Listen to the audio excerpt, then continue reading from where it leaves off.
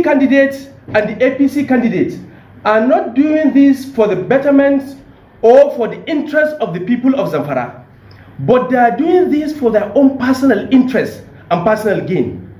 If you look at the PDP candidate, he decamped from APC to PDP. And the APC candidate, His Excellency Governor Matawale, decamped from PDP to APC, not for the interest of the masses, but for the interest, for their own personal interest. You know, their eyes are closed, they just want to be governors. Looking at the situation, the Zamfara state needs a young, vibrant, who has foresight and who is focused, who knows what he is doing, in order to steer the affairs of Zamfara state and salvage the people of the state. The PDP candidate and the APC candidate have proven that they don't have that capacity and integrity to change the narratives. They don't even know.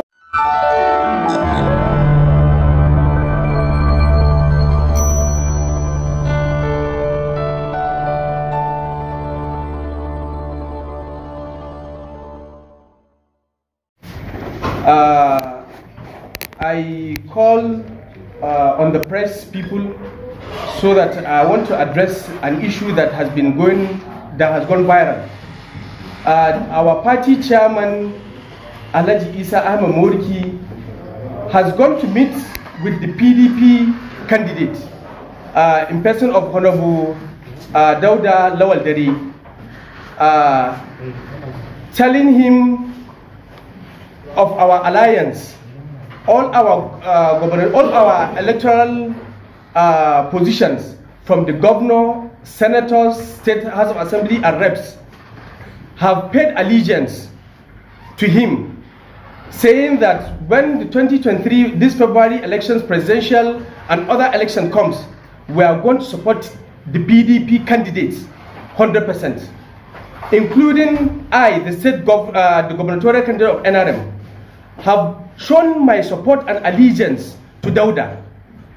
I think without any fear of contradiction, there has never been any arrangement or agreement between I, Honorable Aliyu Dansadau, NRM gubernatorial candidate, and Dauda Lawal, or with the party chairman Alhaji Isa Ahmed Moriki, stating that I have paid allegiance, 100% allegiance, to support Dauda come March 11th, 2023 for his gubernatorial election.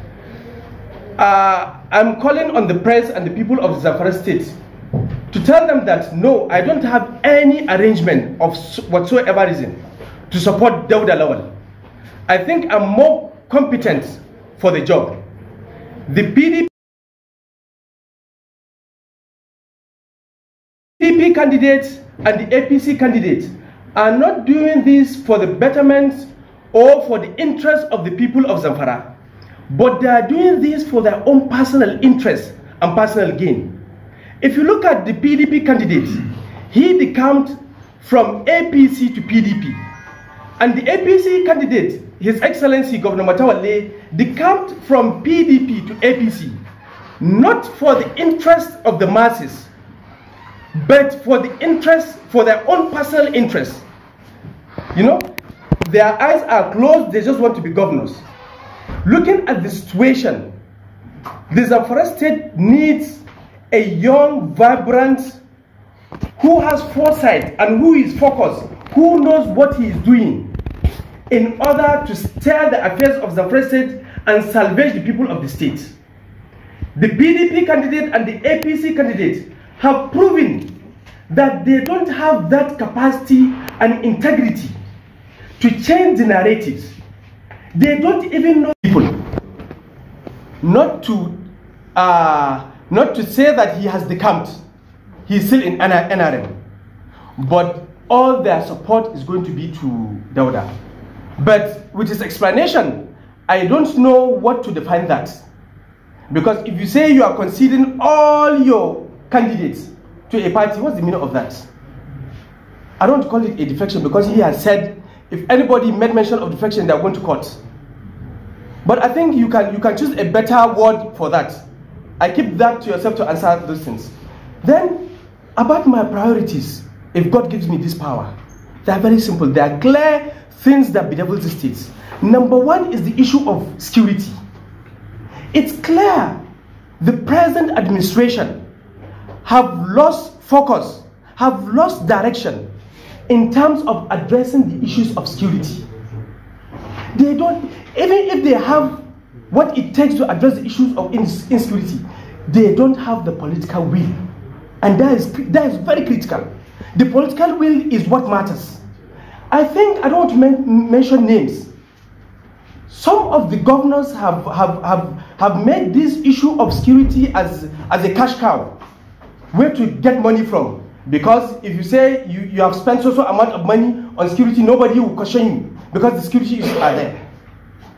You know, that is one. Number two, we are going to focus on issues of education.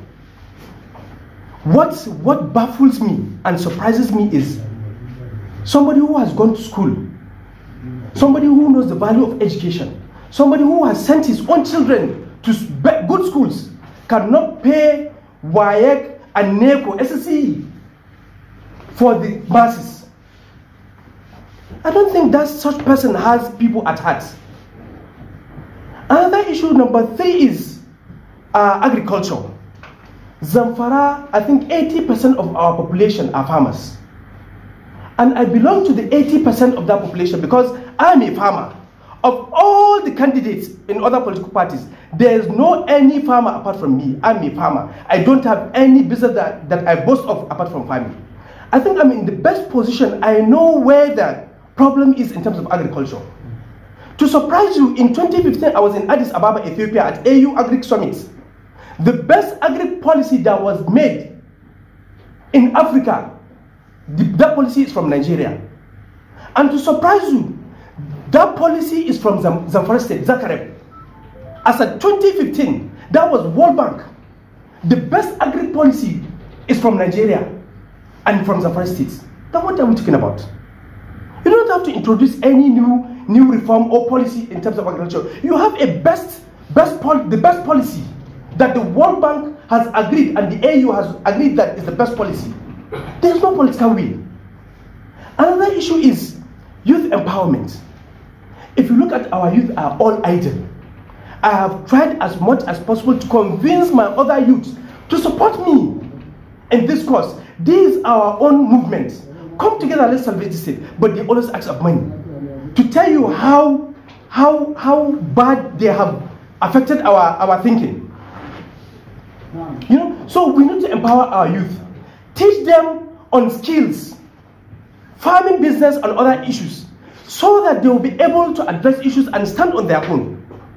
You know, these are 4 critical issues that if God gives us this power, we're going to address. Other things will follow by God's grace. Bring those polling units to security improved places. You know, but I think it's quite unfortunate. It shows how the government has failed. Because this is an election that since last year a timetable has been placed. It shows the government has failed. If the state government and the federal government, if these elections cannot hold in these 240 places, that's quite unfortunate. And that's why we present ourselves in order to address all these issues. Thank you. Thank you very much.